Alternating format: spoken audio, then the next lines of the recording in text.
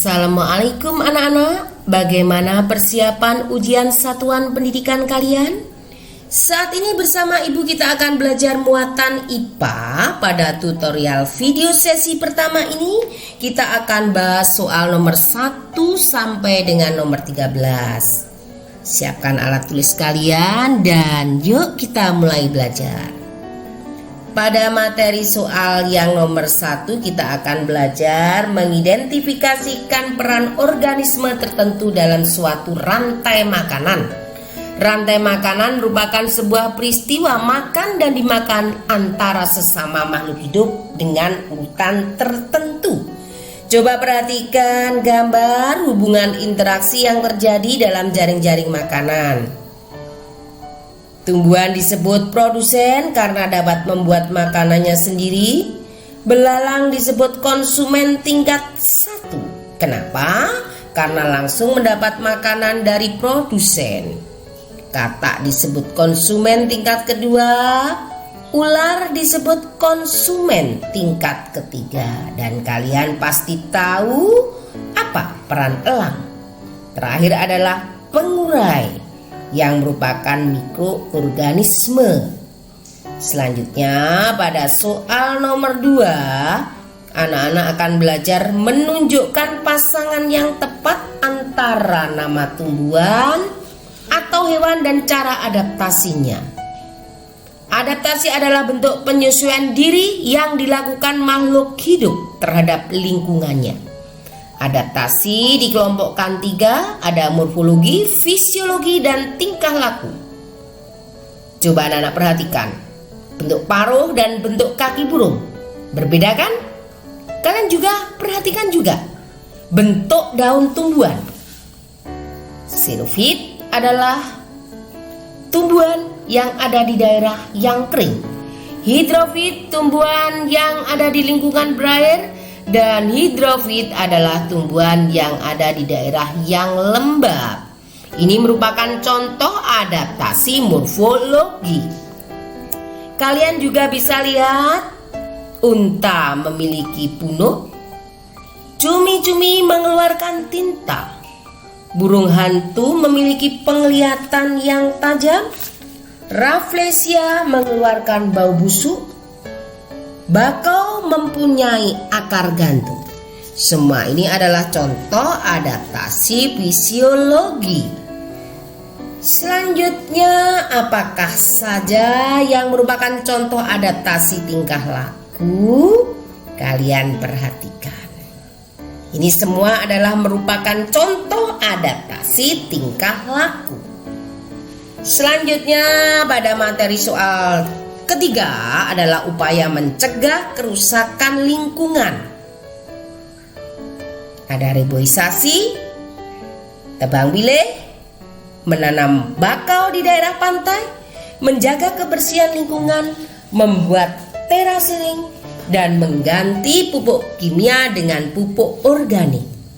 Selanjutnya pada soal nomor 4, nanti kalian akan temui hewan atau tumbuhan yang dapat beradaptasi pada ekosistem tersebut.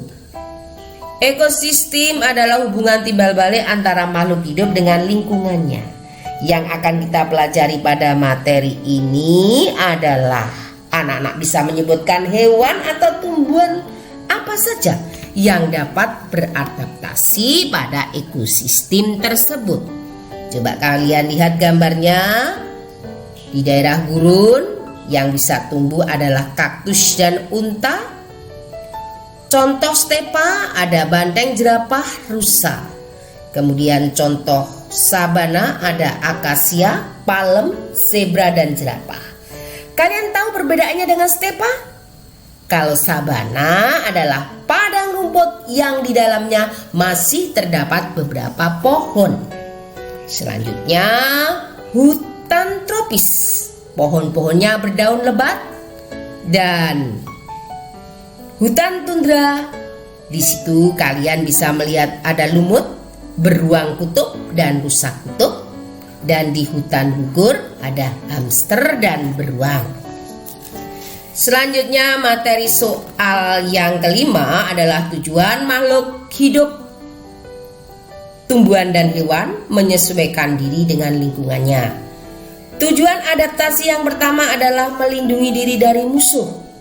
Kalian bisa melihat contoh yang melindungi diri dari musuh. Kemudian tujuan adaptasi yang kedua adalah memperoleh makanan. Coba perhatikan gambar bentuk paruh burung yang berbeda.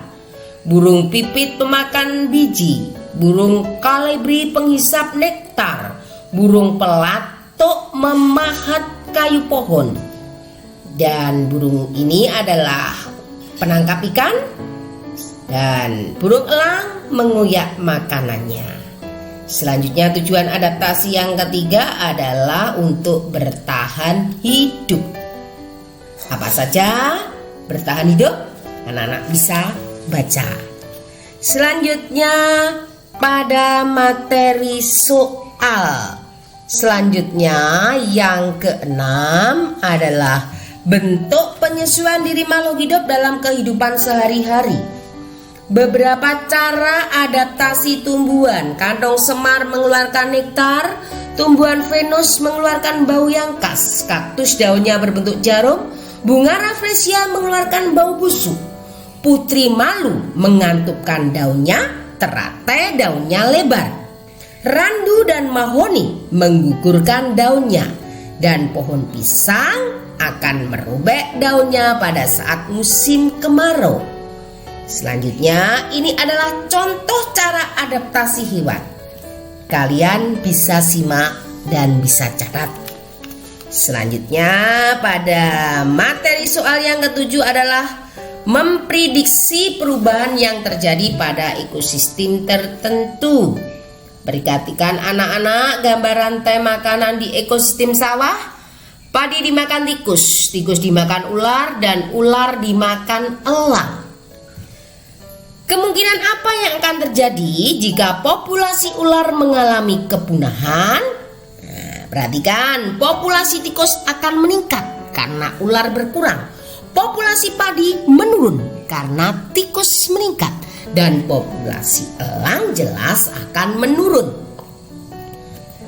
Pada materi soal nomor 8 adalah cara mencegah terjadinya erosi, banjir, dan tanah longsor.